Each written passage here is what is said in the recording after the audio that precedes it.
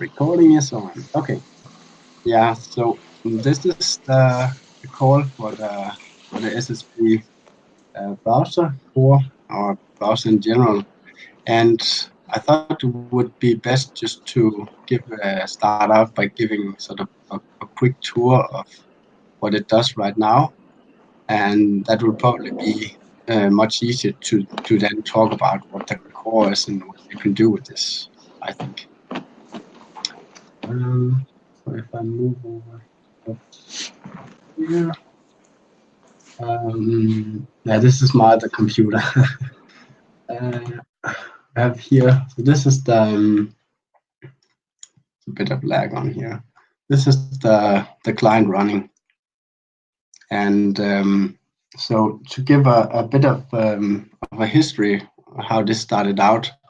So I was doing this presentation at Bornhack, uh, where I was talking about an architecture, and then I had sort of the presentation sort of in sort of an okay state, and then I thought, oh, it would be nice to do some kind of interesting demo of something. And then I was like, how hard can it be to get SSB running in the browser? And then I started looking at what Dominic had been doing, like a couple of months previous to this. He did a branch on SSBDB, which was trying to get everything running in the browser, but he wanted to have like all the things running, and it's quite a bit of work. So I started with that and looking at that, and then I started with just the minimal core that I could get running and see how that worked and try to get some kind of sense of what kind of performance we have in the browser. And I found that for example the crypto stuff you can do WASM of this, so it's actually pretty fast. It's like 95% the same speed of the C implementation, so that's actually pretty good. It's not that bad. And and then for the talk, I managed to get like really very rough demo working, but actually managed to get it to sync like a couple of thousand messages within a relatively short amount of time, like 20-30 seconds. So that's what I've been sort of trying to keep as a goal, that you should have a client running within like 30 seconds or something like that. And so that's what I've been starting up with. And then after the presentation, I had sort of like a rough thing working, and then I wanted to just see. So the whole UI code is just one big mess of just trying to get something working. And I wanted to see how it was to re-implement a client in Vue just for the sake of it, not necessarily as something that has to run in the long run, but more as sort of to clean up the UI. And that was sort of a good learning experience for myself. I've been doing some other projects in Vue, but not like full-fledged application where everything is in Vue. And still a bit opinionated about how I think you should use that, but sort of gave me a good idea of trying to structure the code a bit more in the sort of the browser that the code you see here running. And then I've just been chugging along at it for the presentation was last year in August or something like that. So it's like, I don't know, 5-6 months, something like that. And yeah, so just to show you some of the things. So this is all the messages, and what I should say about one of the other motivations was that we had this. It was around the time in in Berlin, we had a meeting about the next protocol version, where we talked about Bamboo and the other what's it called, the format for the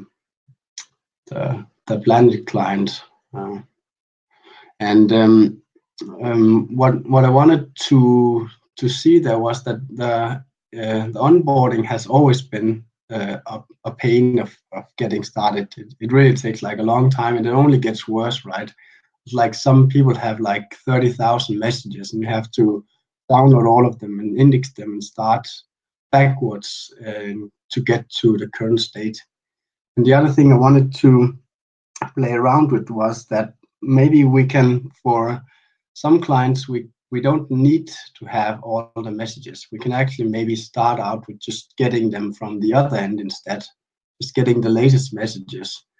And then for some messages, of course, you need to have them in the correct order from the first ones to the end. For example, for contact messages, you want to know that now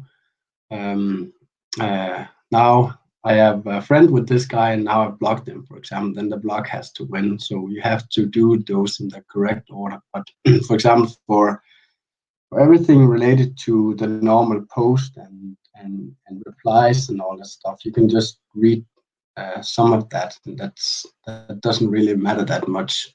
And then, of course, you want to still have the fork detection for the feeds, but my idea was that I was hoping that in like half a year, we would have something like Bamboo or something like this, where you can do where you can check if the feed is forked in logarithmic time instead of like in the ON time, like all the messages you have to check.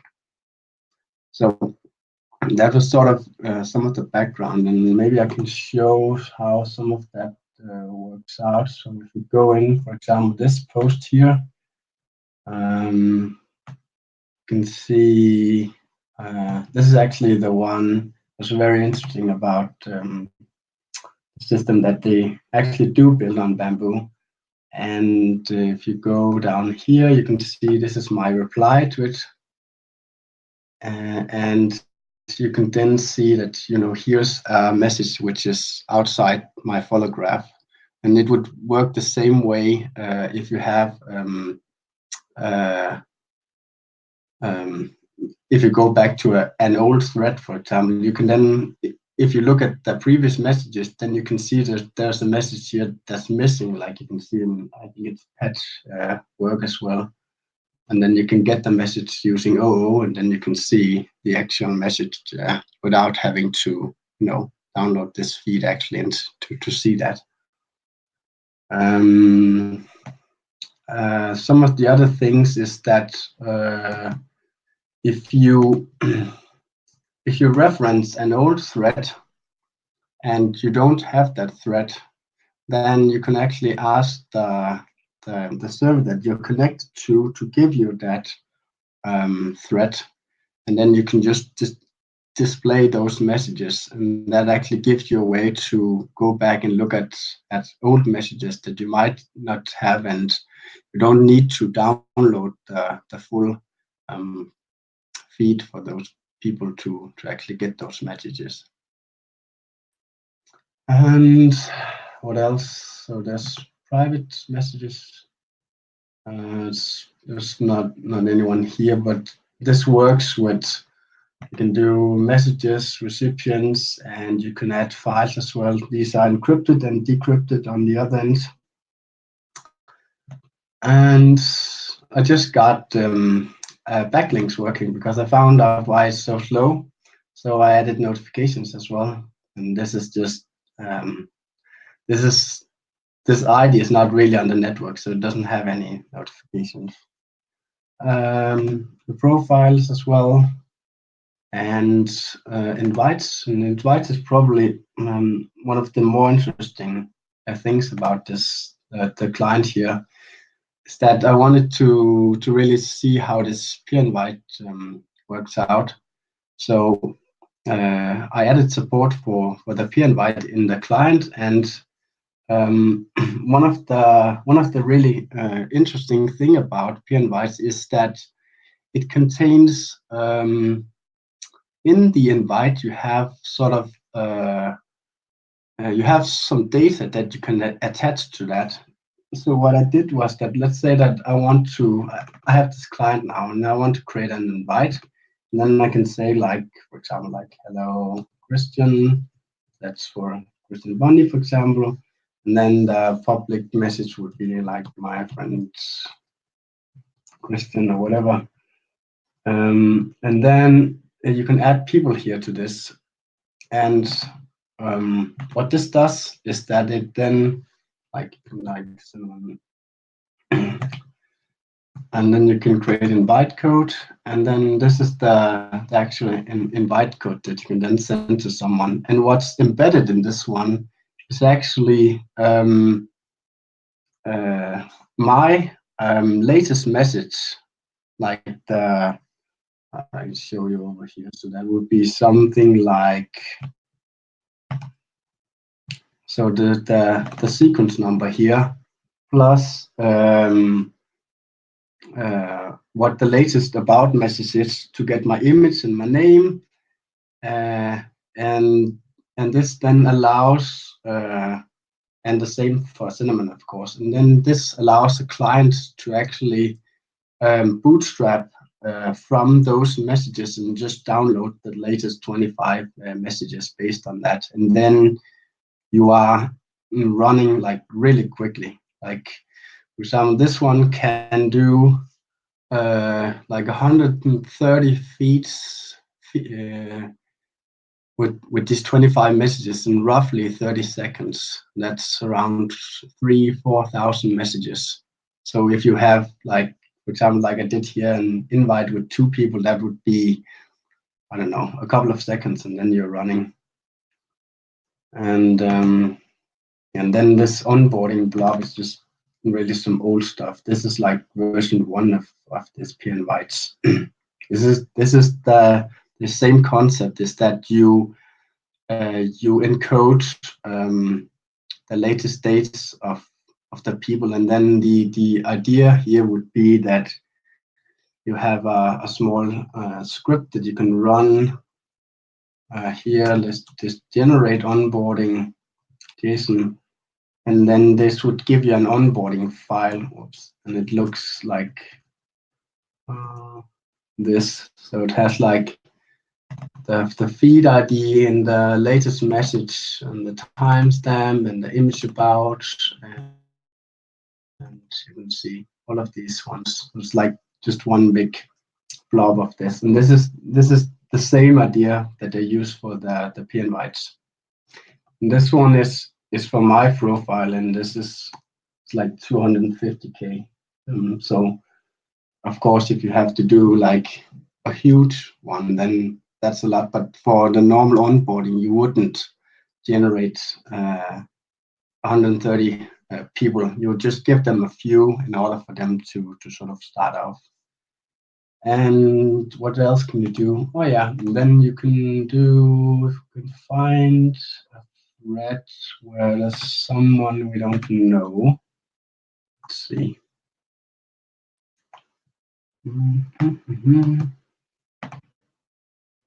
Oh, that one with the beep thing might actually be a good one. Let's see, thread, and then go to, so this profile I haven't seen anything from before. So what I can do is then I can download the latest messages from that one. I have a special method on the server for doing this. Let's see if it's working. This is the bleeding edge stuff.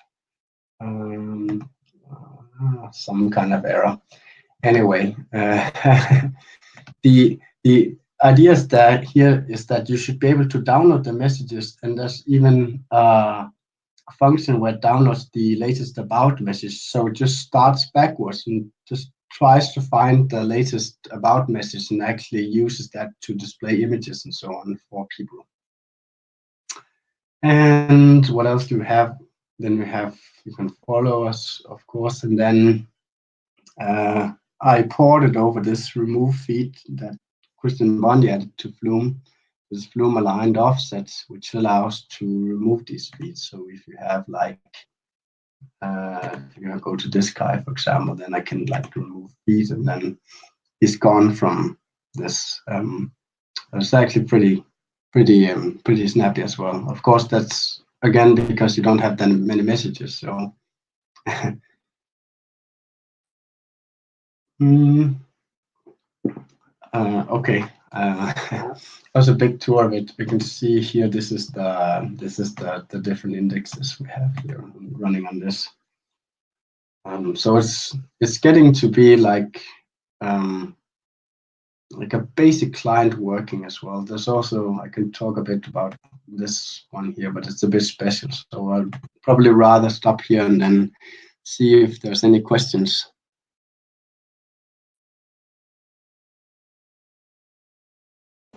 Applause. It's hard to do with the microphone muted, but that was really, really cool. I have many questions, but I don't think that's a surprise. So I'm going to let other people go first if anybody has anything. This is amazing. Here's a question. So there's this focus on only getting the most recent stuff. Yeah. Over time, you will accumulate more and more messages in the browser. Can it delete older stuff from the browser to keep it light? So at the moment, not really, but it actually wouldn't be that hard to do something like that. So you have like a sliding window of only the latest, I don't know, 100 messages or something from people. But actually, it turns out that actually the let's see if I can show it here. The application is actually not that bad. Like this is 9 megabytes. This is everything. This is it actually caches these ones here, like these small images and so on. So it's actually not that bad storage wise. But yeah, that would be interesting.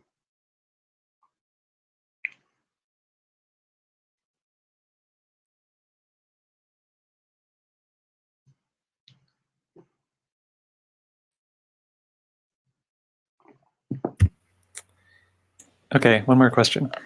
So this is like a full Scuttlebutt node in the browser, right? Yeah. Is it talking to pubs? How is it gossiping with them? And what sort of trickery could pubs possibly do since it's only getting the most recent messages and not verifying the full chain? Yeah.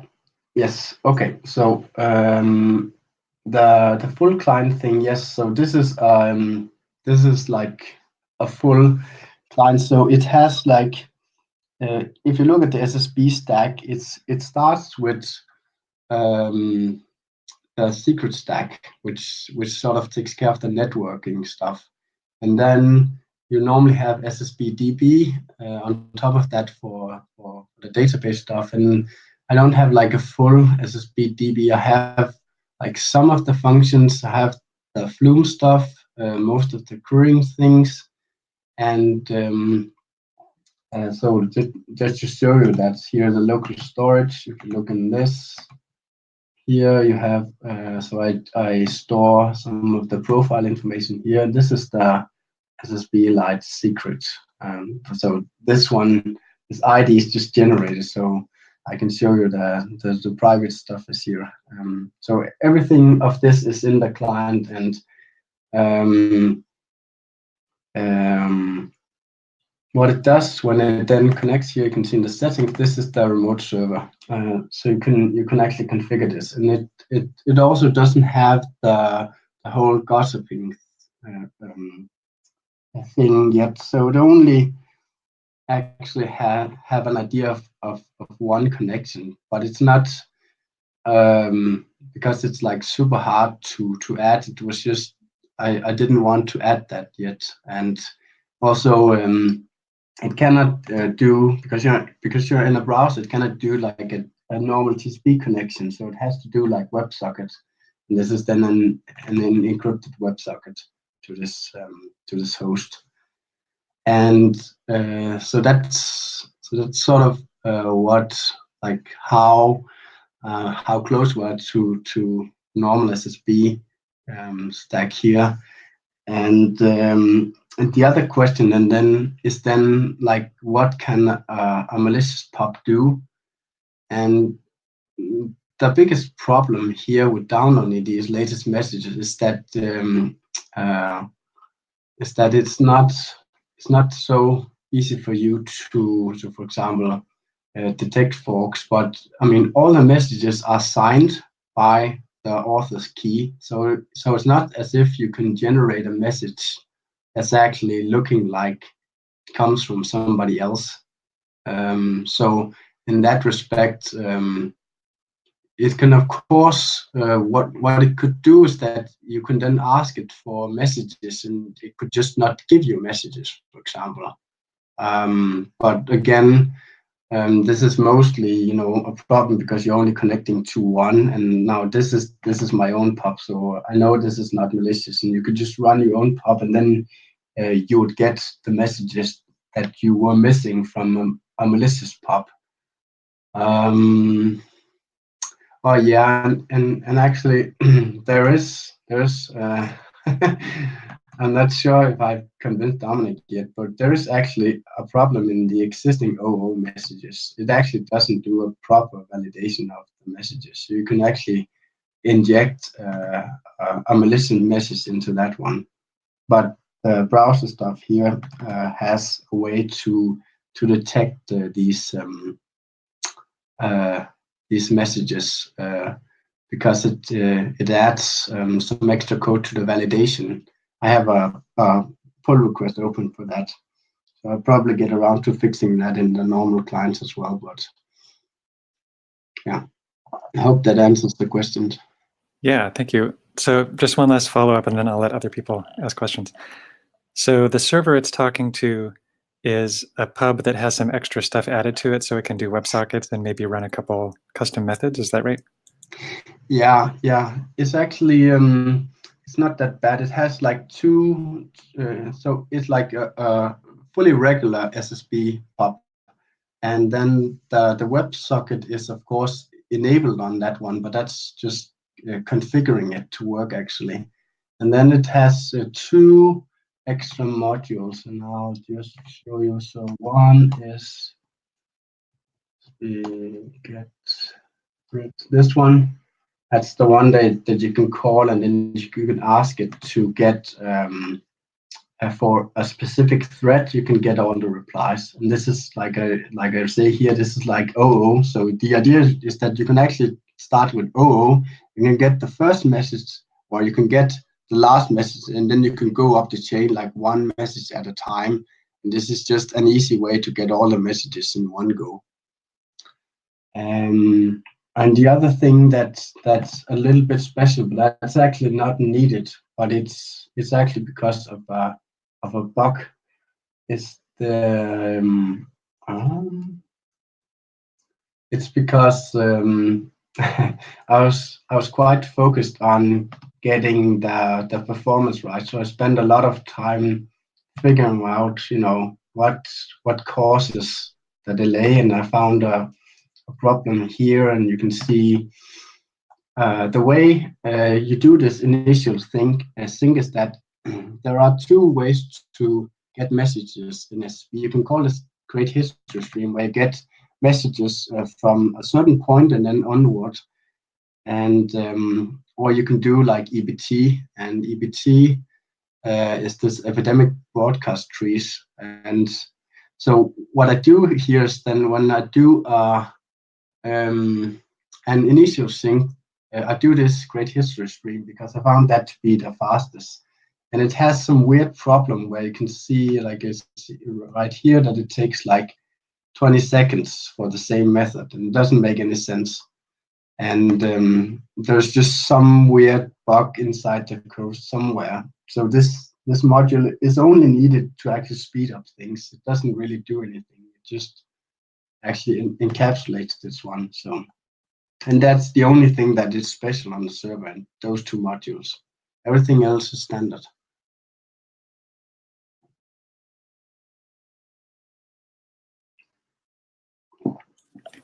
Thanks. Thanks for explaining that. Anyone else have questions?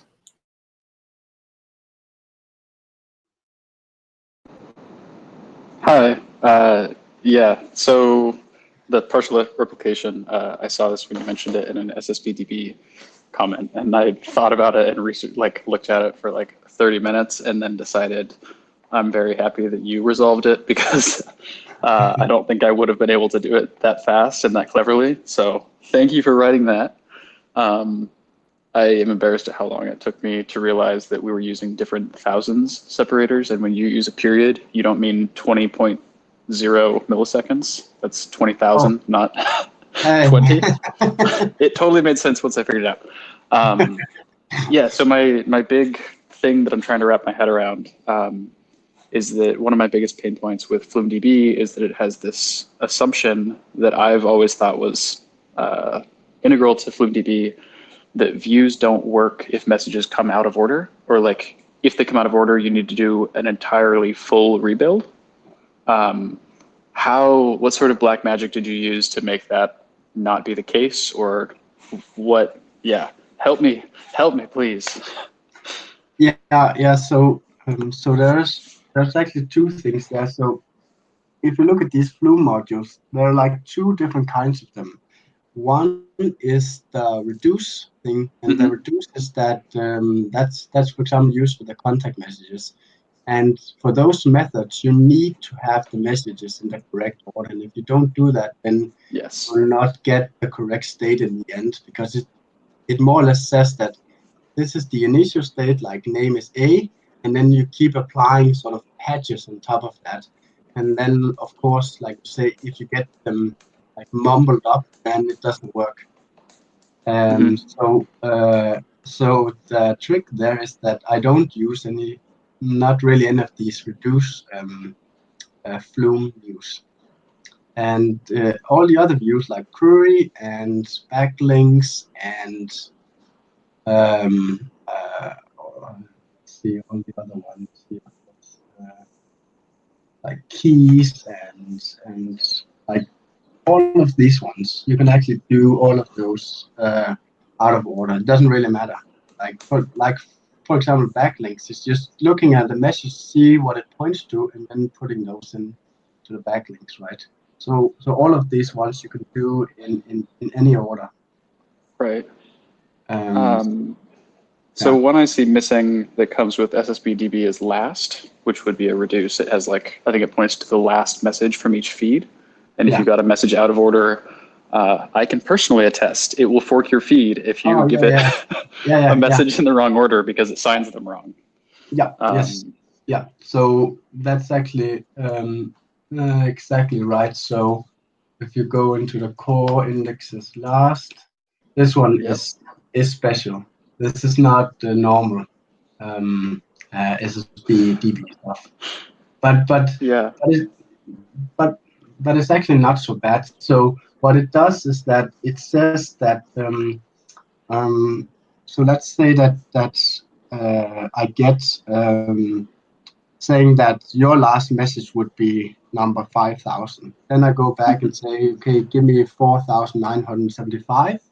And then for the first message, I do this validate partial. And what it does is that it checks everything about the message except that the previous pointer is correct, because you don't have the previous message. And then it says that from this message on, I can use the normal SSB validate and then just validate all the messages going forward. And then what I do is that I then have and then I just have a map here which just says that the latest message is whatever, because I don't go like fully out of order. I actually take them from backwards, right? And this actually means that I do have the latest message, and I wouldn't like, for example, if I do if I do like, for example, if I do like here and then I see a message from you that's like 2 years old, then I wouldn't update the latest from that one, even though I got the message out of order, because it would check that, you know, it's not the latest one. Yeah. So this is like, so one of the, like the main constraints of the Flume log is that you can be very sure that messages that are, or that messages in your Flume log are in the same, maybe not the same order, but that they're not reversed. Like you're never going to have message 5,000 before message 1. So my understanding is you remove that constraint from the Flume log, and then you would like emulate it in a, you know, create history stream or something like that, and like rebuild that constraint somewhere else if you need to do that. Is that right? Or put another way, the Flume log can be out of order, but you have other methods that puts them back in the correct order to do like a create history stream. Yeah, but Perfect. actually, one of the what's it called? One of the sort of tricks here is that so one of the other things that I didn't mention is that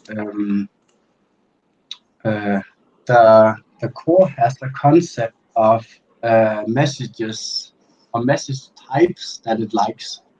And you can actually tell it that I'm only interested in post and about and then stuff related to peer invites, and that's what it does by default. And what it will do is when it sees these messages and it sees, like, for example, a chess move, something that it doesn't really care about, then it'll just validate the message and just throw it away. And then the problem then is that you cannot use this client then to actually send the messages to somebody else, because you're missing, like, have holes in your log. So there are like two modes in this. So one is that you can actually tell it that don't create those holes. I want to store all the missing messages as well in order to be able to replicate properly with other nodes. But the other one would be saying that, well, this is just a dumb node, like this is just my phone looking for messages. I don't really care about having it. I can delegate that work to somebody else, for example, and then I can just get the messages that I'm interested in. But then you get to sort of you don't have this pure model, which is what SSB is very strong about, is that every node is exactly the same. This actually starts playing a bit with that every node doesn't have to be exactly the same. Yeah, there are trade-offs. Yeah. So one last question, and then I promise I'll shut up at least for a minute. So generally, if you were going to put together a public view with like the conventional SSB stack, you do something like create log stream and do it in reverse and grab, like, I don't know, 50 messages. And that gives you, here are the latest 50 messages that we have. Yeah. My guess is that since you're doing out of order stuff, the latest message you put in the log could have been from, 5 years ago, even if it's not, could it be from 5 years ago? Damn, SSB is old. Yes, it could have been from 5 years ago, even though that's not the latest message from the person. So like, how do you do the equivalent of like create log stream, reverse true, limit 50? Is that a clear question, or was that super verbose? No. It's let's just have a look. What's the wrong repo? Yeah.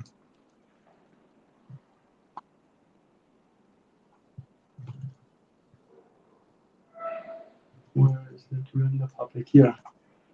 Well, it's the query. So it takes them reverse. And this is, I don't know, it's Oh, because the query, okay. Because the query is the one doing the view, and it has a total order. Yeah, you can then sort it. It should be sorted. You should be able to. That makes a ton of sense. Damn.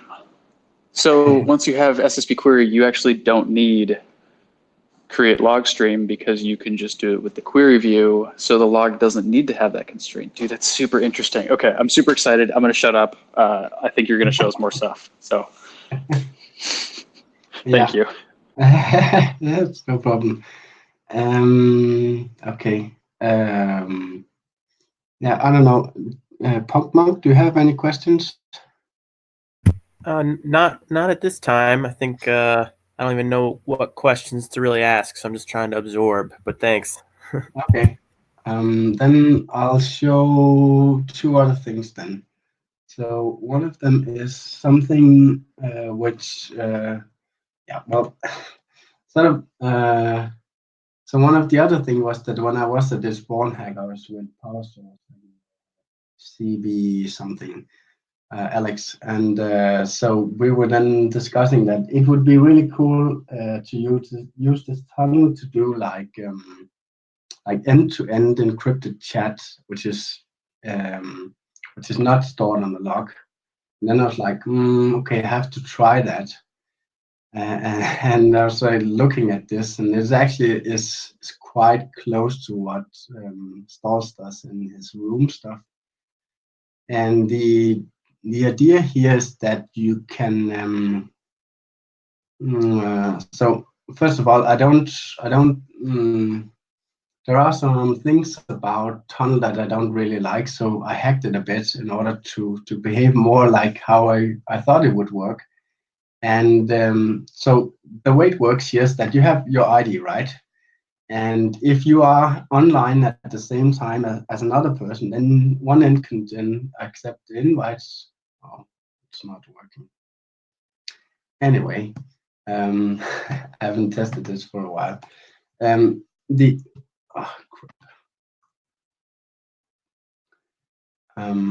would be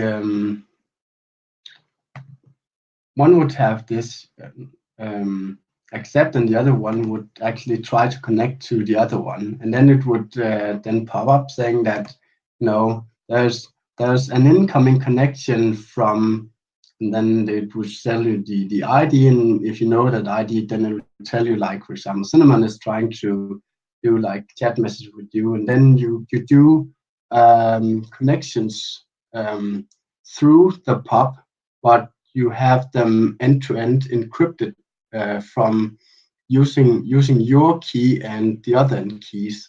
So the POP cannot see anything going through it. It only knows that it has a channel going between those two nodes, and then you can send whatever. And then I just wanted to see, you can then type messages and you can have them appear. And once you do like reload here, then all the stuff is gone. So it was just as just a way to see if you can do that. And then once you have this, like, I mean, if you can send messages, then you can send whatever data you want between them. And then you could imagine using this for some other way to actually transfer data. So this was just something that I want to try, and it's actually pretty nifty that you can do that. And then this is roughly what the SSB browser demo thing does. The other thing was that then I had a call with Jacob and Alex as well, and we were then discussing that. Well, so you can see here, this one is running from a local machine, right? And the thing is that this is all just static files. There's like nothing really, how to say it, is, you can see here, it's just it's actually just HTML and JavaScript and CSS files, right? There's like nothing really. Actually, one of the interesting things is, if you look here, this is the core. This is all of SSB browserified and uglified, and this is 1.5 megabytes. And this is actually the UI, and that's 2.2 megabytes. And this is actually because the markdown is like, I don't know, it's like it's crazy. It's like 1.6 megabytes or something. It's totally crazy. I don't know how they put all this stuff in, but it just goes to show you. And so what I wanted to say here was that this means that you can actually put the stuff up on somewhere and you can actually run it from there. So you can do like, I have this running here, and if you go into this one, this is the same code, and this is just running, and here you can actually see that this is like two different SSBs running here, because you can see this 1 week ago, right? And this one over here was like 1 day ago. So this is two different databases running in there, two different tabs, and you can actually have them talk to each other, for example. But then the problem is that then this between two worlds or whatever where it is hosted actually has a large amount of power, because it gets to tell you what software you run and when it updates and all those things that you are used to in a normal any kind of application, be it Twitter or Gmail or whatever. And of course, you could just run this on your own machine and so on, and then you wouldn't necessarily have that problem. But it would be interesting if there would be a way where you can use SSB to bootstrap the application itself. So I started thinking about this because Jacob mentioned it, and I wanted it to work, and actually it took quite a bit of time.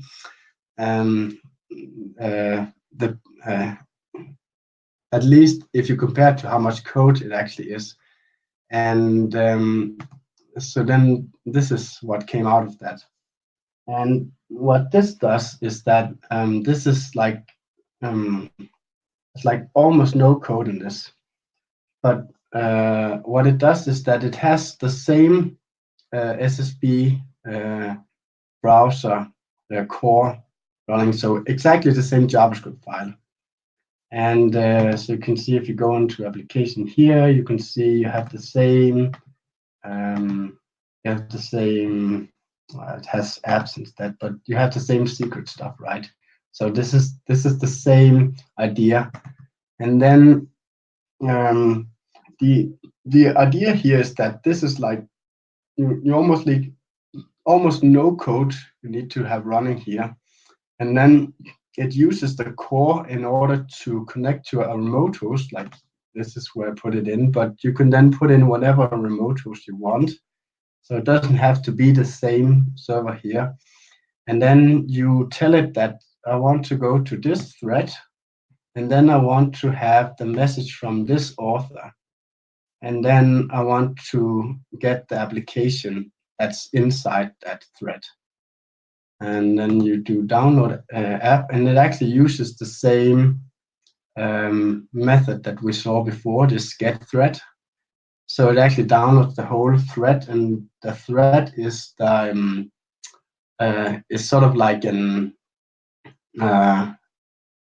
what's called log of all the versions of one particular app, and this would be the SSB browser demo. And then it like shows you a small screenshot, and then you could do like load app, and then you have and then you see this is the same place, but you actually have the SSB browser running here on top of the other thing, or it actually replaced it, and you have the same stuff here, and then you can see this one is actually an empty database running here, but then you can actually start here and you can do an invite, and then you could bootstrap this one, for example. We can actually try that. I don't know if I have an invite here somewhere. I don't know. Anyway, we should have kept the other invite. We can actually have this client do the invite stuff. But actually, if you go, just go back here again, you can see. So the way it works is that if we take the message over here and go to Patch Bay and look it up, you can see this is the this is the message here, and you can see what it says. This is an SSB browser app, and that's the name of it. And then this is all the blobs that corresponds to the app. And then the good thing about this is that, for example, the browser core, because the way blobs work is that if somebody else publish an app which uses the same version of bundle core, then you get exactly the same hash of it. So it has deduplication built in this way. And it just says like, this is all the file for the app. And this is the version, this is the screenshot, you can see the image here. And then it just displays this, and this actually allows you to actually bootstrap other messages on top of this. And you can even do like if for example this loader or application manager or whatever you want to call it, if this one would be sucky, for example, like I want to do like, instead of locally cached apps here, so it actually caches the apps, you can run them offline. But if you wanted to display this view in a different way, you could have like a message that you go into here, and then it downloads another turtle that's why the turtle name, right?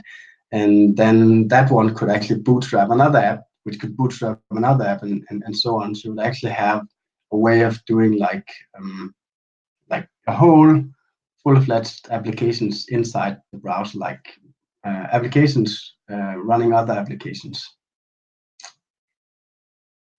Yeah.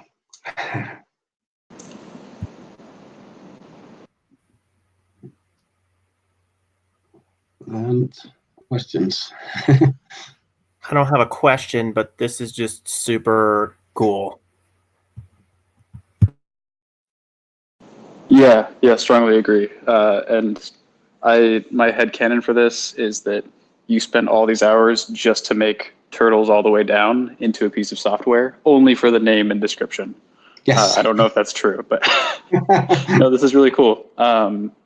Yeah, I remember I was thinking of something similar. I think I called it like a local host launcher. But I immediately gave up on the project because, as I'm sure that you're aware, it's complicated. I mean, it's not complicated once it's done, but the doing it part it seemed really hard. So yeah, this is really, really, really cool. I'm very impressed, and I want to play around with it. Yeah, great.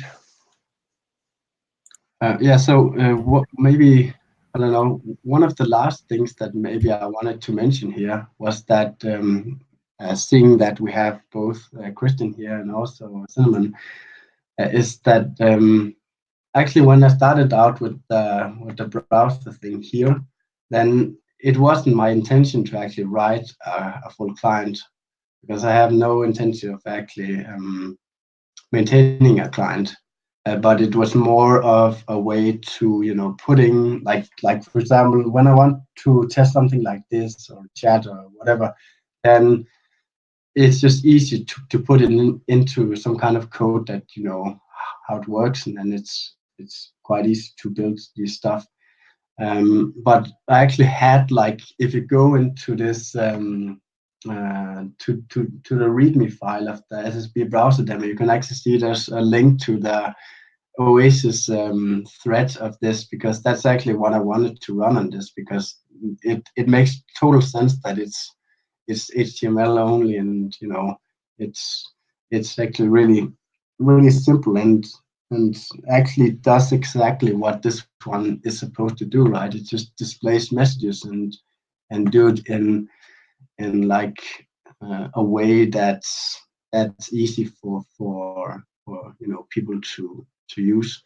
And I'm super excited about all the all the people and all the positive it just seems like Oasis is really moving forward, and it does a lot of the good stuff, and it's actually like started from like sound principles and build on top of that, and still trying to keep it small and not just to put in like tons of stuff. You can always use something like this to play around with stuff, right? But still, so what I wanted to say that I also mentioned to Christian was that I would be interested in trying to see what it would take to have Oasis running in the browser, for example, to have that as a UI. Yeah, I think there's like enormous power in being able to do that. I think I mentioned that I tried to browserify the SSB stack, and as you know, because I imagine you've done it and then realized, oh shit, I need to write all my own stuff. Most of it just blows up in your face, which is not good. So yeah, I would be so excited to have code that runs a full SSB node that can work either server side, which is easy mode, or in the browser, which is not quite always so easy mode. Yeah, and I'm super impressed by all the work you've done on this. So if we could, yeah, I'm excited at the possibilities. Yes. Yeah. So what I think is that, like, the first thing is actually to get to put it in and see how it works and what's not working and what kind of stuff we are missing. Like I was saying, like this notification, the SSB backlinks, I just got that working like 1-2 days ago or something like that. So it's relatively new, and that's the last thing that I think you really need in a client. Then everything else should just be a matter of maybe adding some more helper messages. Like for example, I didn't necessarily add all of the SSB wrapper methods to SSB browser core because it wasn't needed, but it's relatively easy to extend for other things as well. When you say the wrapper methods, are you talking the methods in SSB DB? Yeah. So for Cool. example, see if I can find it. I'm imagining like messages by type. You probably don't need to do because you can do SSB query to do type. Yes. Yeah, exactly. Yes. But it actually has. I'm trying to do this. Here it is, message by type, right? So this is the query for that, but it just is in there because there was some module that wanted messages by type, but it's just convenient wrappers, right? It doesn't really do anything. It's the same with publish up here, for example. Here. So my guess is that in doing this, you probably have lots more experience than I do with SSB query. You stared into the void. Is it worth learning? Like, is it just like a stepping stone query language that we're probably going to throw out and replace with something else? Or is it cool and I should spend a lot of time learning it? Oh, you shouldn't ask that question because I actually just recently tried something which is not this is another rabbit hole, but I love it. So this is the ideas that are not at all done yet, and it might not even work, but there is this thing, and this is trying to replace all the query stuff. This is trying to replace actually, if you look at all of these ones, then this would replace all of these ones. So you would only have one instead of having all of these indexes, and then actually putting stuff into that index is like super fast. But I don't want to go into that because it doesn't work yet. But I've been thinking about that. I don't personally. I'm not super big fan of Flume. The query language is really weird.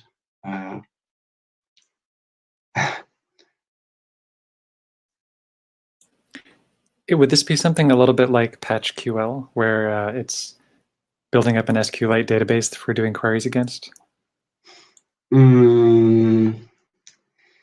Yeah. Well, so I think there are two things in this. So the PathQL is great because that's like a simple query language that works across, and it's relatively standard and so on. But what I was mostly interested in, the other thing, was actually more of the fundamental way in which it stores data. So it's this Apache Arrow thing is column based instead of row based, for example, like you have in a normal database. And it actually fits quite well with SSB's immutable messages, for example. It's like it makes total sense. But so it was more of a way to get like super fast performance, more than necessarily the interface of it. But this was just an experiment, and I don't. I'm like, if I should see if this goes anywhere, then I'm like 20% sure that it will go anywhere. So don't count on it. But well, yeah, it's super exciting either way. And sorry, someone stepped into my office, so I had to walk out for just a moment and talk to him. Did you mention Apache Arrow compared to like SQLite? Is this much better and cooler than using something boring like SQLite for columns? Also, if you just want to skip this whole topic, we can move past it. I know that this is just an experiment, and you might not want to show it all off. No, well, it was mostly that you can do. So I wanted to see how fast you can actually build like a whole. I'll show a bit of it.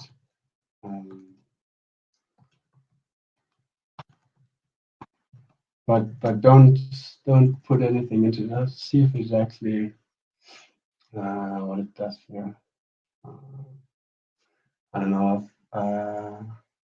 This is the long one. So what I'm looking at is I'm looking at like how long will it take to actually index a whole database, like 400,000 messages.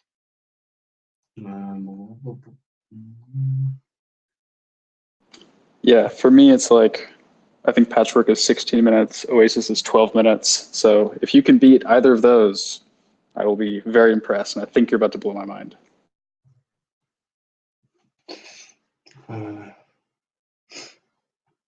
Okay, let's see. This is just to give you some numbers. This is 10,000 messages. Extracting that from Flume directly is this, and then extracting the data from that. And this is actually where backlinks come in.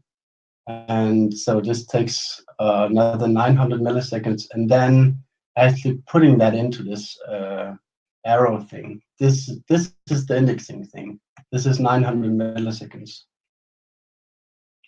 And then I do a query here where I get like 1,400 results, and this is 99 milliseconds with a query. That's very fast. Do like this is an order of magnitude more data. But it has some limitation. It doesn't do sort, and it doesn't. It has some problems adding stuff. So it's mostly built to do views or these indexes right away. So here you can see more of the same. This one is actually pretty bad, but this is like 11 seconds to get all the messages out of the database, right? And this is then extracting the messages. This would be the same with the backlink stuff and so on. That's 10 seconds. Then it's like 3 seconds to index 100,000 messages, right? So like this one over here, this my whole SSB thing, this is like approximately 1 million messages, right? So you can see the way that this scales, it would be like that you can index all 1 million messages in like 10 seconds or something. Anyway, so that's what I wanted to play with. And it actually has like pretty decent interface for querying, but anyway. Yeah, that's really cool. Thanks for going down that little rabbit hole. Yeah, but anyway, I'll skip away from this because I don't think it's going anywhere. But anyway, it was a fun experiment, and documentation is horrible. It took like, I don't know, a long time to actually get to see if this actually works or not. But the cool thing is that there's quite a lot of focus on the performance stuff from this. So and it's a normal and it's a project that has multiple people working on it. It's not only for SSB, for example. So, but anyway, yeah, I think this is then mostly it. I think I showed you everything and then a little bit more, but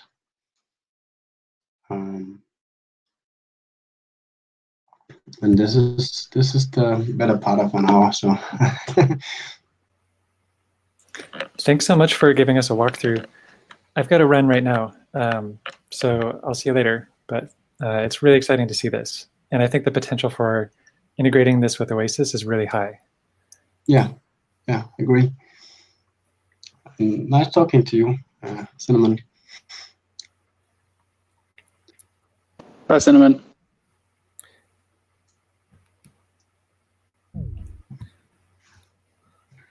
Yeah, and I don't know, what about the rest of you? Any last comments? I know you said you didn't really want to get into it, and I won't ask you to go too deep, but like what did I just see as far as the indexing with your Apache Arrow test? Because I felt like that was substantially faster than other things, or am I just like not understanding something? Well, no. The idea is that it's supposed to be really fast to actually do these things, and but actually, what I was most interested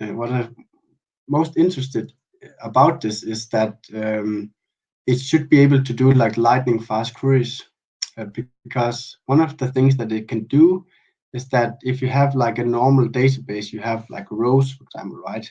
You have like ID1, and then you have the name column and so on, and then you store them row based, and that makes a lot of sense if you have a database where you often modify data. So you go in and you change the name to something else, right? That's the whole principle behind the normal database stuff.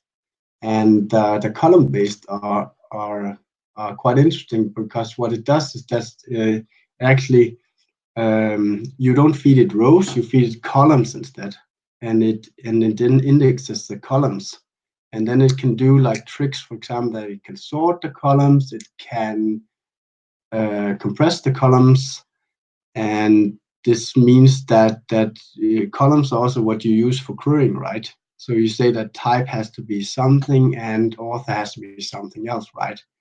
And this means that you can start scanning the columns instead, and that means that the query performance is much better. All right, cool. I'll probably have some more questions, but I know it's late, so I'll probably just write you a message. Yeah, sure. Well, yeah, what I got out of that is it's very fast magic, and that's enough for me. So yeah, right. +1. All right. Well, thanks, Arj. I got to bounce too, but it's really cool stuff, and I know it was a lot of work. So congratulations on getting it this far. Thanks. Oh yeah, man. All right, get some sleep. I know it's late. But yeah, also thank you for taking the time to walk us through it. This has been like a murky but cool topic in my head, and so I'm excited that you can just like walk me through it baby step wise. And I'm stoked to try integrating some of this with Oasis if we can figure that out. Yeah. Looking forward to that. Take care, All right, everyone. man. Cool. Later all. Bye bye.